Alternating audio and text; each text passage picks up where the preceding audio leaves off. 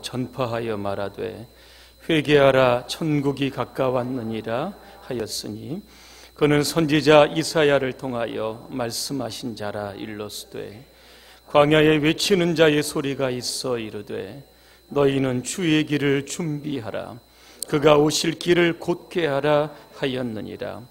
이 요한은 낙타털 옷을 입고 허리에 가죽띠를 띠고 음식은 메뚜기와 석청이었더라.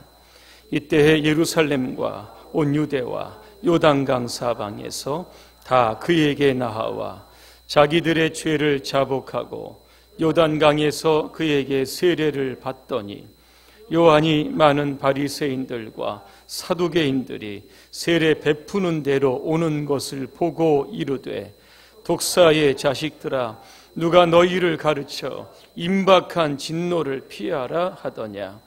그러므로 회개에 합당한 열매를 맺고 속으로 아브라함이 우리 조상이라고 생각하지 말라.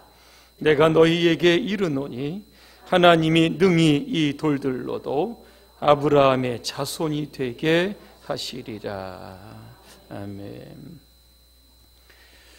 주의 길을 준비합시다 하는 주제로 말씀을 드리겠습니다. 오늘은 대림절 두 번째 주일입니다.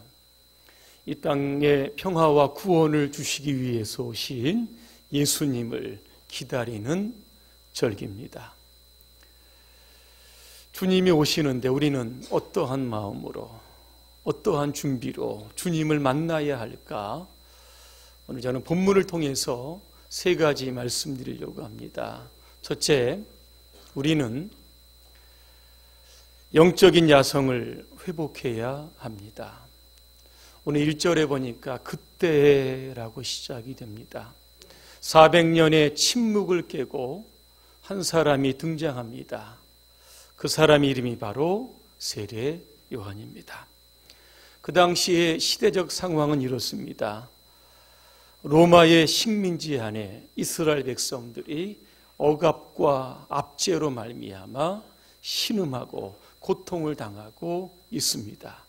종교적으로 보면 대제사장 가야바를 중심으로 바리새파와 사두개파들이 어떤 종교적인 기득권을 가지고 싸우던 때입니다.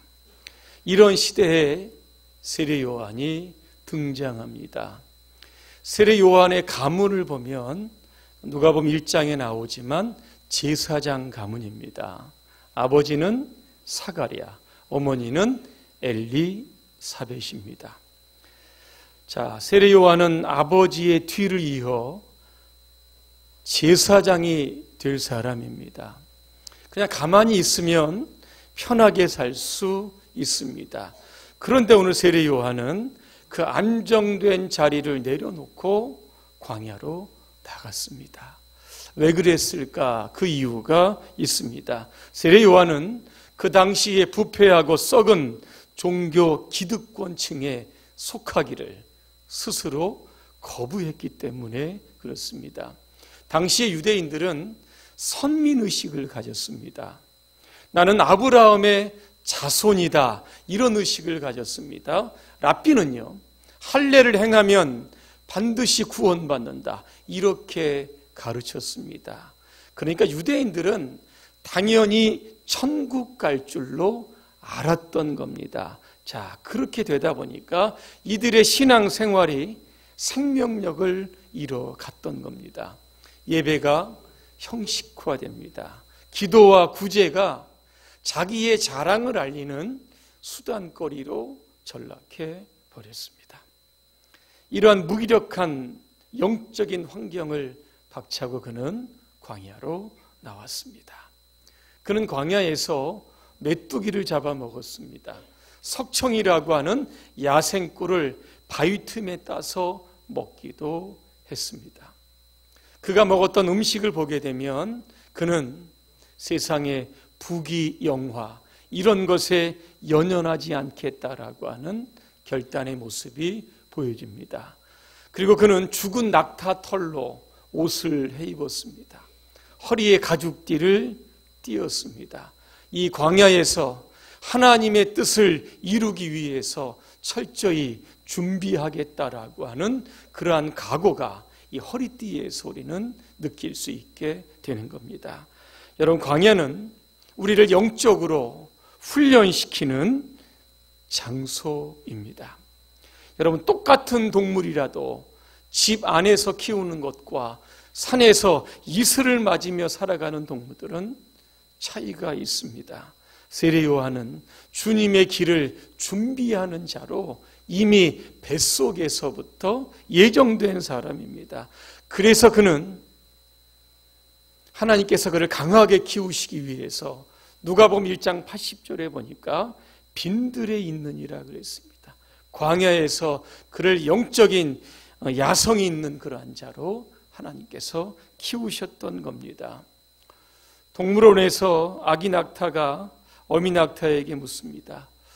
왜 우리 등에는 혹이 있어? 그랬더니 사막을 지날 때 목이 마르면 물을 마실 수 있도록 그게 물 저장소야, 그렇게 이야기합니다. 왜 우리의 눈썹은 이렇게 긴 거야? 그랬더니 사막의 모래바람을 막아주기 위해서 하나님께서 만드신 거야.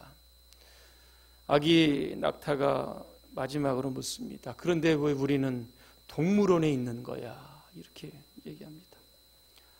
그동안 한국교회를 지탱하고 지금까지 한국교회를 세웠던 그 동력이 어디에 있을까? 나이 드신 분들은 한번 생각해 보시기를 바랍니다. 제가 중고등학교 시절만 해도 전국에 있는 기도원마다 인산인해를 이루었습니다. 청계산이나 삼각산의 돌들이 반발해질 정도로 엎드려 기도했습니다. 근데 지금은 잡초들만 무성합니다. 아무리 기도원을 열어들어도 찾아오는 사람이 없습니다. 예전에 주암산을 제가 올라갔더니 거기도 불과 몇 명이 앉아서 그렇게 예배드리고 있었습니다. 영적인 야성이 약해지면 신앙이 무기력해지고 영적으로 병들 수밖에 없는 겁니다. 우리가 야성을 회복한다라고 하는 것은 야전성을 갖는다는 뜻인데, 이게 무엇인가 하면 광야의 정신을 회복한다는 겁니다. 우리는 온실의 화초가 아니라 광야에서 믿음의 거목으로 성장할 수 있어야 하는 겁니다. 제가 인터넷을 검색하다 보니까 경산중앙교회 청년회 여기였던 기사가 좀 있어서 소개해드리려고 합니다.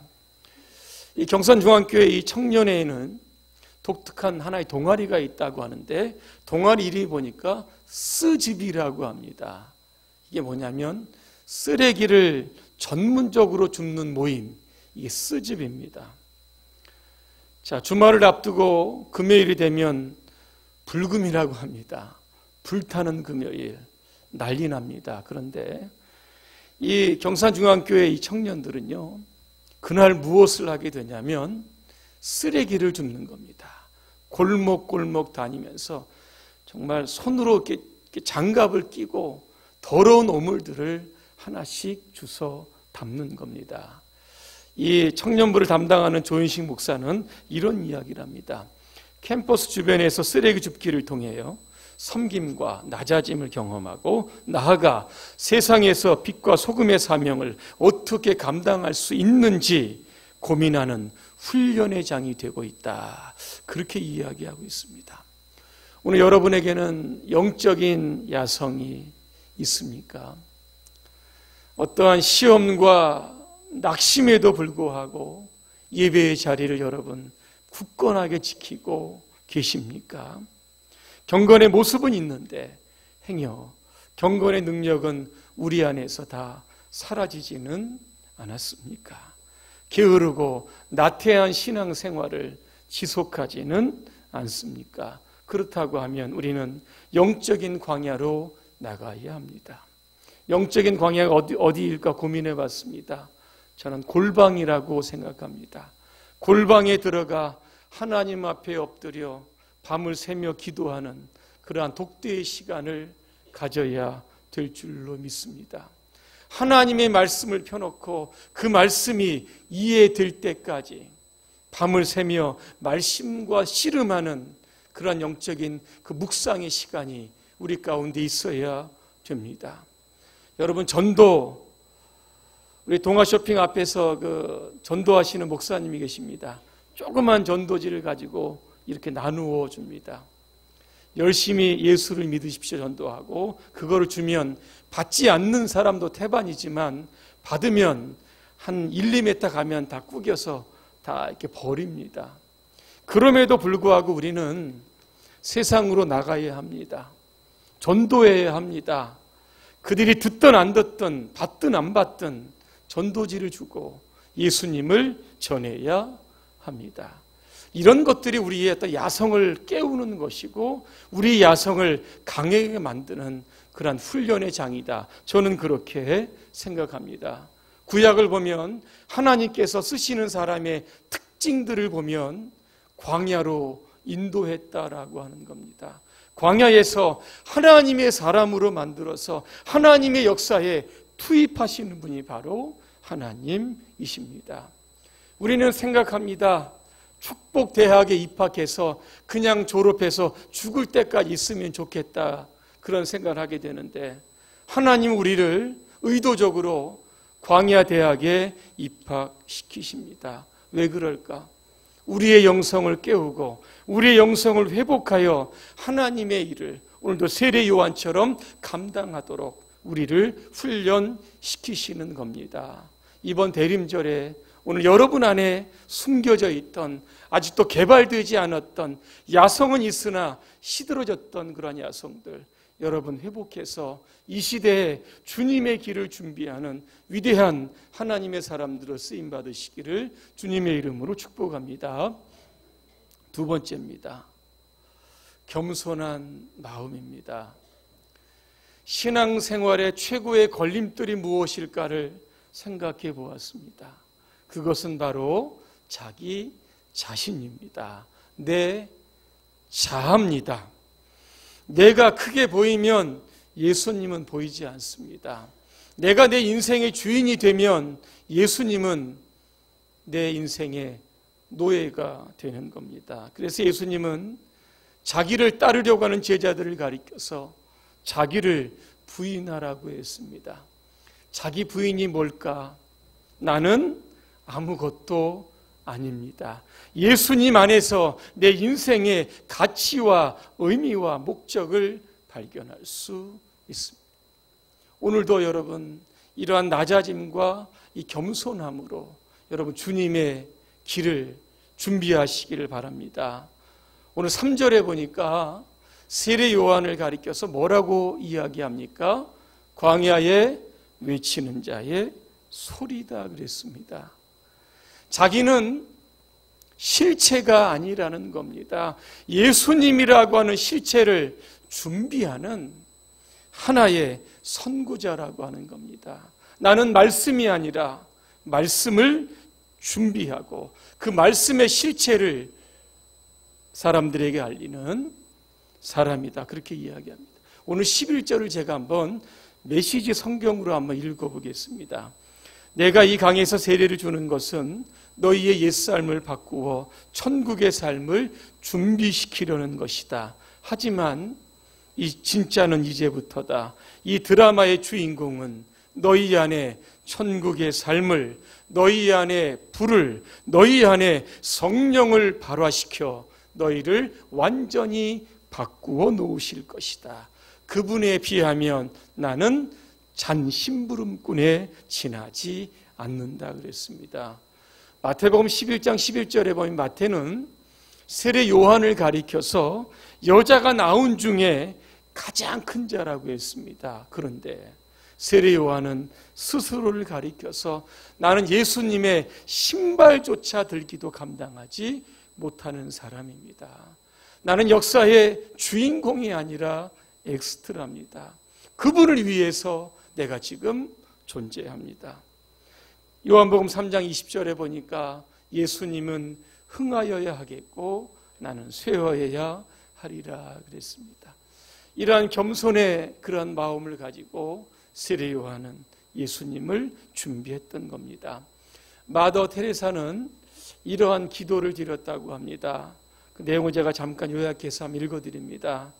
오 주님, 나를 해방시켜 주시옵소서.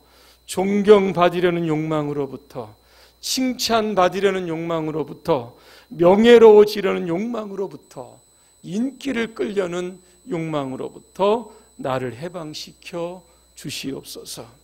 이번 대림절을 맞이하며 오늘도 우리 자신을 낮추고 오늘도 예수 그리스도를 준비하는 저와 삶이 되시기를 주님의 이름으로 축원합니다. 마지막 세 번째입니다. 회개하는 마음입니다. 오늘 8절에 보니까 그러므로 회개에 합당한 열매를 맺고 그랬습니다. 여러분, 우리가 구원은 믿음으로 받습니다. 그런데 믿음만 가지고는 좀 부족합니다. 무엇이 필요한가 하면 회개가 필요합니다. 왜 회개가 구원에 꼭 필요한 요소일까? 그 이유가 있습니다. 구원은 죄의 문제와 연관되었기 때문에 그런 겁니다. 우리가 예수 그리스도를 믿으려고 하면 죄 사함이 선행되어야만 하는 겁니다. 구원이라고 하는 것은 하나님 앞에 우리가 의롭게 서는 겁니다. 그런데 이 땅의 모든 사람들은 죄인입니다. 거룩하신 하나님 앞에 선다는 거, 이거 불가능한 겁니다. 그래서 예수님께서 이 죄의 문제를 십자가에서 해결해 주셨던 겁니다. 그래서 우리는 그분을 믿으면 되는 겁니다. 그러면 우리 안에 있는 이 죄의 문제는 어떻게 해결해야 될까? 여러분, 회개해야 되는 겁니다. 회개라고 하는 한자를 보니까 뉘우쳐 고친다는 겁니다. 구약의 회개는요, 슈브라고 되어 있는데 돌아서는 겁니다. 신약에는 메타노이아라고 되어 있는데 이게 무슨 뜻이냐면 가던 방향이 잘못됐으면 다시 돌이키는 겁니다. 바른 길로 가는 겁니다. 하나님의 길로 가는 게 이게 회개라고 하는 겁니다. 그래서 성경에 보면 회개를 이렇게 요약해 놓았습니다. 회개는 하나님께로 돌아가는 것이다. 회개는 자복하고 통회하는 것이다. 회개는 죄에서 떠나는 것이다. 마지막으로 회개는 하나님을 바라보는 것이다. 이렇게 되어 있습니다. 그러면 우리가 회개에 있어서 한 가지 꼭 유의해야 할 점이 있습니다. 그것이 무언가 하면 습관적으로 회개하는 것, 이거 회개 아닙니다. 여러분, 개가 토했던 것을 다시 먹는 것처럼 습관적으로 같은 죄를 반복하고 또 같은 회개를 반복하는 거, 이거 큰 문제가 있습니다. 자, 우리 교단에 사중복음이 있습니다. 중생, 성결, 신유, 재림입니다. 두 번째, 우리는 성결의 교리가 있습니다. 어떻게 하나님 앞에 우리가 성결하게 살까? 우리의 힘으로는 불가능하기 때문에 보혜사 성령을 우리에게 보내주신 겁니다. 성령은 우리를 거룩하게 하는 영입니다. 죄를 죄압하고 하나님 앞에 거룩한 백성으로 살아가도록 우리를 도와주시는 분입니다. 그런데 나는 연약하다, 인간은 부족하기 때문에 죄를 질 수밖에 없다, 이런 논리를 가지고 같은 죄를 반복하시는 분들은 이미 죄가 주는 재미에 빠지신 분들입니다. 죄 짓고 회개하면 되지, 이러한 생각을 갖고 계시는 분들입니다. 이런 분들은요, 공의의 하나님을 모독하고 시험하는 아주 중대한 범죄임을 우리는 기억해야 할 겁니다. 저는 오늘 7절에서 세례 요한의 어떤 독서를 보게 됩니다. 무엇인가 하면 독사의 자식들아 그랬습니다. 누구에게 이러한 독서를 내뿜었을까? 바리새인과 사두개인. 여러분, 바리새인은요, 바리새, 분리되었다라고 하는 겁니다. 자신을 세속과 분리시키는 사람, 이게 바리새인들입니다. 이들은요, 안식일을 지키고 11조를 드리고 금식을 하고 기도를 하고 율법을 지켰습니다. 그런데 나중에 이것이 독선으로 흐릅니다. 외형과 형식주의로 흐르다 보니까 사람들이 그들을 가리켜서 위선자들이다, 그렇게 이야기합니다. 또 하나, 사두개파들이 나옵니다. 이들은요, 현실주의자입니다. 타협주의자입니다. 세상의 권력과 타협을 해서 유대 사회의 종교의 지배권을 형성하고 있었던 사람들이 바로 사두개인들입니다. 왜 세례 요한은 이들을 향해서 독사의 자식들이라고 했을까? 여러분, 그 이유가 있습니다. 오늘 이 사람들이요, 요단강으로 나옵니다. 왜 나왔을까? 자기의 죄를 자복하고 세례받기 위해서 나온 게 아닙니다. 세례 요한의 등장으로 말미암아 수많은 사람들이 지금 세례 요한으로 집중하고 모여듭니다. 지금 가지고 있었던 종교의 기득권, 이거 놓칠까 봐, 손해볼까 봐 정탐하러 세례 요한을 바로 왔던 겁니다. 그들의 마음을 간파하고 오늘 세례 요한은 그들을 향해서 독사의 자식들아 그랬습니다. 저는 이 독사의 자식들아 말씀을 준비하면서 아직도 제 귓전에 세례 요한의 외침이 아직도 맴돕니다. 그 이유가 무엇일까를 좀 생각해 보았습니다. 과연 누가 독사의 자식일까? 혹시 나에게 형식적인 바리새인의 모습은 있지는 않은가를 돌아보았습니다. 세상과 타협하는 사두개인의 모습은 혹시 없는지를 돌아보았습니다. 그냥 종교 생활하기 위해 교회에 왔다 갔다 하지는 않았는가를 돌아보았습니다. 오래 신앙생활했고 목사라고 하는 직분 때문에 당연히 구원받지 않을까라고 그렇게 생각해 보았습니다. 누군가에게 상처 주고 아픔을 주면서도 회개하지 않고 사람에게 용서를 구하지 않았는가, 제 자신을 돌아보았습니다. 오늘도 제 마음과 여러분의 마음이 여러분 같으시다라고 하면 우리는 회개해야 합니다. 회개하지 않으면 오늘도 그 세례 요한의 외침이 오늘 평생 사는 날 동안 우리를 여러분 짓누를 겁니다. 오늘 10절에 보니까 이미 도끼가 나무 뿌리에 놓였다 그랬습니다. 회개하지 않으면 도끼에 찍혀 불에 던져진다 그랬습니다. 오늘 12절에 보니까 손에 키를 들고 자기의 타작마당을 정하게 하사 알곡은 모아 곳간에 들이고 쭉정이는 꺼지지 않는 불에 태운다 그랬습니다. 누가 알곡일까? 하나님 앞에 회개한 사람입니다. 누가 쭉정이일까? 회개하지 않고 습관적으로 죄를 반복하는 사람들, 그들이 가는 마지막 결과는요, 불이 꺼지지 않는 지옥이라고 하는 겁니다. 훗날 지옥에 가지 않더라도 그는 살면서 죄책감으로 인하여 끊임없는 고통을 당하게 된다라고 하는 의미입니다. 결론입니다. 이번 대림절 두 번째 주일을 맞이하면서 여러분 영적인 야성 회복하시기를 바랍니다. 그리고 겸손하게 나를 낮추고 예수님을 높이시기를 바랍니다. 마지막 세 번째, 여러분 회개하시기를 바랍니다.